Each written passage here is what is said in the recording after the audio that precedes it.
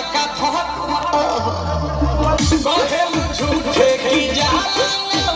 उठे होखेला हमारा तो सब सुनो रे जी सयाम गवाम रे जी सयाम फटाक दिला दो जाके ओ मेरे जी सयाम बात को मीठे मीठे बोले राजा रे बोले राजा जी बात को मीठे मीठे बोले राजा जी बोले राजा जी कमरिया बोले बोले कमरिया बोले बोले कमरिया बोले बोले बोले बोले बोले राजा जी कमरिया बोले बोले बोले बोले बोले राजा जी कमरिया बोले बोले बोले बोले बोले रानी जी कमरिया बोले बोले बोले बोले बोले रानी जी